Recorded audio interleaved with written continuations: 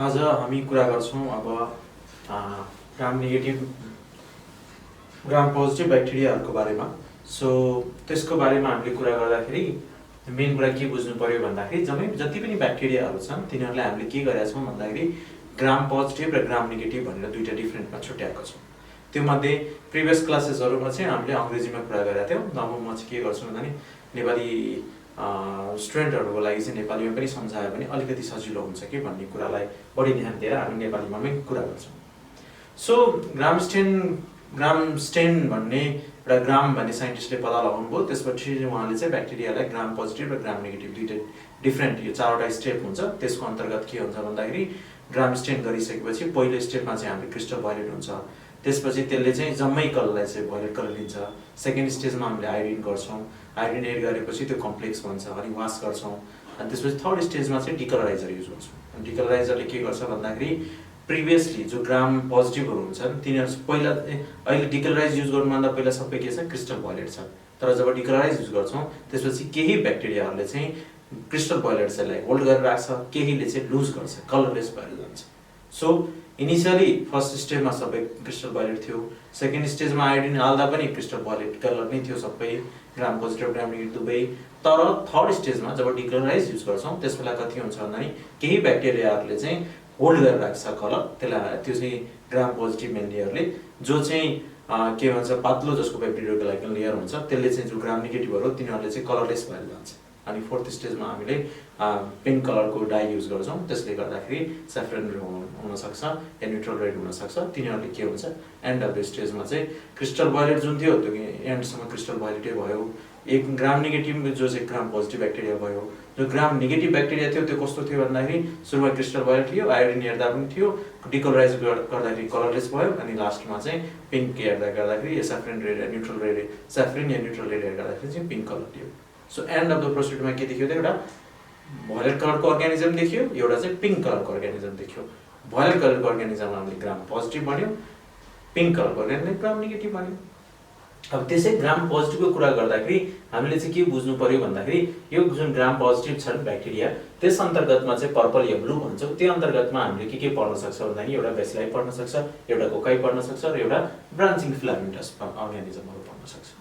अब मेनली चाहिँ के याद राख्नु भन्दाखेरि ग्राम पोजिटिभ अर्गानिजमहरु चाहिँ मोस्टली चाहिँ कोकाई हुन्छन्, बेसिलाई हुन्छन् तर थोरै मात्रामा हुन्छ। ग्राम नेगेटिभ जस्ट उल्टो हुन्छ। ग्राम नेगेटिभ के हुन्छ म्याक्सिमम चाहिँ बेसिलाई हुन्छन् तर थोरै कोकाई हुन्छ। अब अहिले हामीले ग्राम पोजिटिभको कुरा गरेको हुनाले ग्राम पोजिटिभ कस्तो हुन्छ त भन्दाखेरि मोस्टली चाहिँ कोकाई हुन्छन्, थोरै मात्रामा बेसिलस र ब्रान्चिङ फिलामेन्टसहरु हुन्छ। सो हामीले कुरा गर्दाखेरि ब्रान्चिङ बेसिलाई चाहिँ कति हुन्छ त भन्दाखेरि बेसिलाई चाहिँ हाम्रो थोरै भए पनि त्यसमा चाहिँ दुई खाली हुन्छ, एरोबिक र एनारोबिक। र यिनीहरु मेडिकल पोइन्ट अफ भ्यूमा चाहिँ इम्पोर्टेन्ट हुन्छ किनभने हामीले कुरा गरेका थियौं एरोबिक अर्गानिजममा के पर्छ भन्दा नि लिस्टेरिया, बेसिलस र corynebacterium diphtheriae. Listeria monocytogenes highly asked, यो एकदमै इम्पोर्टेन्ट क्वेशनहरु यसको बारेमा सुनिन्छ। त्यसपछि बेसिलसले को बारेमा छ, त्यसपछि कोरिनेबैक्टरियम डिप्थेरीको बारेमा छ। सो हामीले के बुझ्यौं भन्दाखेरि बेसिलसमा एरोबिकमा लिस्टेरिया, बेसिलस र कोरिनेबैक्टरियम छ। एनारोबिकमा चाहिँ mainly Clostridium group of organism हुन्छ र केही मात्रै क्युटिब्याक्टेरियम जसलाई चाहिँ हामीले फर्मली चाहिँ पहिला चाहिँ प्रोपाइनोब्याक्टेरियम भन्थ्यौं जुन चाहिँ हामीलाई एकै निकाल्छ। सो डिप्थेरिया जसले चाहिँ हामीले भ्यागुटेरिया भन्छौं त्यो चाहिँ नि एकदम डेडली डिजिज हो। लिस्टेरिया मोनोसाइटोजेन्सले मेनिन्जाइटिस गराउँछ, बेसिलसले एन्थ्रेक्स गराउँछ। यो सबै थोरै भए पनि इम्पोर्टेन्ट हुन्छ। त्यसपछि कोकाई हामी डिटेलमा कुरा गरौँ न। के ब्रान्चिङ फिलामेन्टस हुन्छ जसमा एरोबिकमा नोकार्डिया पर्छ र एनारोबिकमा चाहिँ एक्टिनोमाइसिस पर्छ। सो यसरी हाम्रो ग्राम पोजिटिभ ब्याक्टेरियालाई बेसिलाई, कोकाई, बेसिलाई र ब्रान्चिङ भनेर डिभाइड गर्न सक्छौं।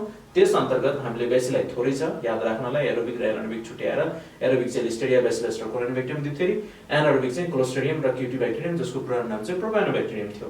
अब ब्रान्चिङमा चाहिँ एरोबिक नोकार्डिया भयो, एनारोबिकमा एक्टिनोमाइसिस भयो। त्यति कुरा बुझ्यौं। यो भन्दा पनि धेरै इम्पोर्टेन्ट के छ त भन्दाखेरि कोकाईहरु।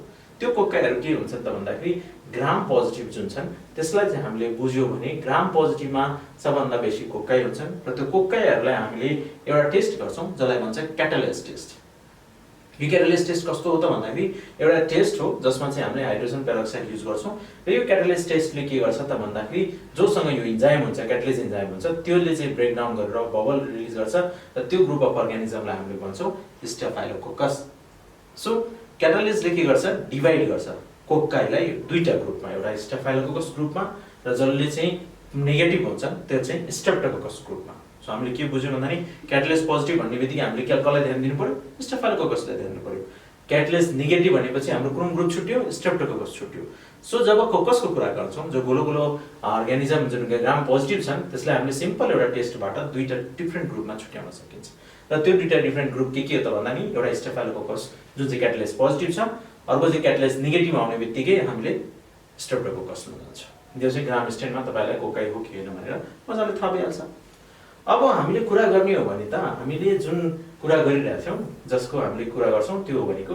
स्टेफाइलोकोकस ऑरियस र catalyst पोजिटिभमा staphylococcus aureus group aureus हैन स्टेफाइलोकोकस ग्रुप अब स्टेफाइलोकोकस ग्रुपमा चाहिँ तीनटा मेजर अर्गानिजम छ हामीले कुरा गरिरहेका थियौं कोकाइको बारेमा कोकाइलाई हामीले ग्राम पोजिटिभमा पनि कोकाइमा पनि क्याटालिस्ट टेस्टले दुईटा डिफरेंट ग्रुप छुट्यायो स्ट्रेप्टो र स्टेफाइलोकोकस के छ क्लस्टर ग्रुपमा हुन्छ र त्यो क्याटालिस्ट टेस्ट पोजिटिभ हुन्छ अब यो स्टेफाइलोकोकसमा चाहिँ तीनटा मेजर स्पेसिस छ जसलाई चाहिँ हामीले भन्छौं स्टेफाइलोकोकस ऑरियस स्टेफाइलोकोकस इपिडर्मिडिस र स्टेफाइलोकोकस सैप्रोफाइटिकस सो यो तीनटै अर्गानिजमलाई हामीले याद राख्नलाई यो तीनटै के हो त क्याटालिस्ट टेस्ट पोजिटिभ त्यसको अन्तर्गत पनि अरु के बुझ्नु पर्यो भन्दाखेरि यो स्टेफाइलोकोकसको अब तीनटै अर्गानिजम कसरी छुट्याउने त कुन स्पेसिस लेभलसम्म त पुग्नु पर्यो नि त्यसको लागि हामीले एउटा अर्को टेस्ट गर्छौं त्यसको नाम चाहिँ कोगुलेज टेस्ट हुन्छ यो कोगुलेज टेस्टले के गर्छ त भन्दाखेरि यो कोगुलेज टेस्टले हामीलाई स्टेफाइलोकोकसको तीनटा स्पेसिसलाई छुट्याउने काम गर्छ यसले कोगुलेजले जुन कोगुलेज टेस्ट पोजिटिभ हुन्छ त्यसलाई हामीले भन्छौं स्टेफाइलोकोकस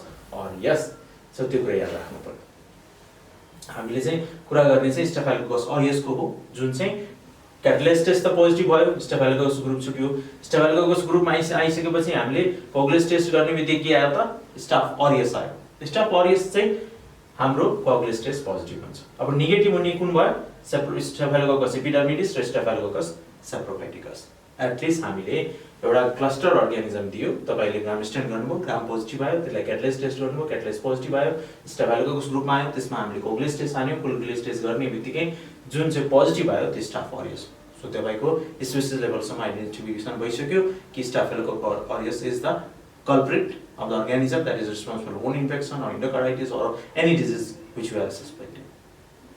अब कुनै केसहरुमा धेरै केसेसहरुमा अरु केसेसहरु कस्तो पनि छन् भने जसमा चाहिँ यो दुईटा अर्गानिजम स्टेफाइलोकोकस सैप्रोफाइटिकस र स्टेफाइलोकोकस इपिडर्मिडिस यो दुईटा अर्गानिजम पनि हामीले के हेर्छौं त भन्दाखेरि इन्फेक्सन गराउँछ र यो दुईटा अर्गानिजमलाई हामीले इन्फेक्सन गराउने बित्तिकै हामीले के ध्यान दिनु पर्यो भन्दाखेरि एउटा टेस्ट हुन्छ जसलाई भन्छौं हामीले नोभोभाइसिन टेस्ट र यो नोभोभाइसिन टेस्टलाई हामीले के गर्न सक्छौं त भन्दाखेरि अब टेस्ट गर्दाखेरि मेनली अर्गानिजम ग्रुपमा थियो ग्राम पोजिटिभ थियो ग्राम पोजिटिभलाई कोकाइ थियो क्लस्टरमै थियो हामीले क्याटालिस्ट टेस्ट गर्यो स्टेफाइलोकोकस ग्रुपमा आयो स्टेफाइलोकोकस ग्रुपमा आउने बित्तिकै हामीले कोगुलेज टेस्ट अनुसार स्टाफ ऑरियस हटिहाल्यो कोगुलेज नेगेटिभ आएपछि यो दुईटा मध्ये कुन हो भन्ने कुरा पनि पत्ता लगाउन जरुरी छ त्यो दुईटाबाट पत्ता लगाउन हामीले के गर्न सक्छौं नोभोभाइसिन टेस्ट गर्छौं नोभोभाइसिन टेस्टले के गर्छ त भन्दाखेरि जुन चाहिँ पोजिटिभ आउँछ जुन चाहिँ सेन्सिटिभ हुन्छ त्यो चाहिँ स्टेफाइलोकोकस इपिडर्मिडिस हो जुन चाहिँ नेगेटिभ आउँछ त्यो स्टेफाइलोकोकस सैप्रोफाइटिकस अब युरिन स्याम्पल छ यदि हामीले ग्राम पोजिटिभ कोकाइ देखिरहेछौं त्यसलाई चाहिँ हामीले टेस्ट गर्यौं क्याटालिस्ट टेस्ट पोजिटिभ थियो कोगुलेज गर्दा नेगेटिभ आयो त्यसपछि यो दुईटामा हुन सक्छ त्यसमा चाहिँ हामीले नोभोभाइसिन सेन्सिटिभ टेस्ट गर्यौं यदि रेजिस्टेन्ट डेभलप भयो भने हामीले के बुझ्नु पर्छ त भन्दाखेरि स्टेफाइलोकोकस सैप्रोफाइटिकसले हनीमुन सिस्टाइटिस हैन यङ एडल्ट मेल हनीमुन कपलहरुमा मेलली चाहिँ फिमेलहरुमा स्टेफाइलोकोकस सैप्रोफाइटिकसले सेक्सुअली एक्टिभ फिमेलहरुमा चाहिँ हामीले के देखिन्छ त युटीआई गराएको देखिन्छ सो सिम्पटम पनि म्याच भयो राम्रो डायग्नोसिस पनि कन्फर्म भयो जो सेन्सिटिभ आउँछ नोभोभाइसिन टेस्ट त्यो स्टेफाइलोकोकस इपिडर्मिडिस हो त्यो कस्तो पेशेन्टमा आउँछ भन्दाखेरि त्यो चाहिँ जुन पेशेन्टको सपोज न्यूनेटल बेबी जन्मजात बच्चाहरु छन् जसलाई चाहिँ हामीले सेप्सिस सोचिरहेछौं ब्लड कल्चर पोजिटिभ आइरहेछ या त हामीले सोचिरहेछौं कि त्यसको क्याथेटर रिलेटेड इन्फेक्सनहरु भइरहेछ त्यस्तो केसमा हामीले चाहिँ स्टेफाइलोकोकस इपिडर्मिडिसलाई पनि कन्सिडर गर्छौं अब स्टाफ ऑरियसको हामीले कुरा गरिसकेपछि स्ट्रेप्टोकोकसमा जान्छौं स्ट्रेप्टोकोकसमा डिटेलमा हामी कुरा गर्छौं नेक्स्ट क्लासमा थ्यांक यू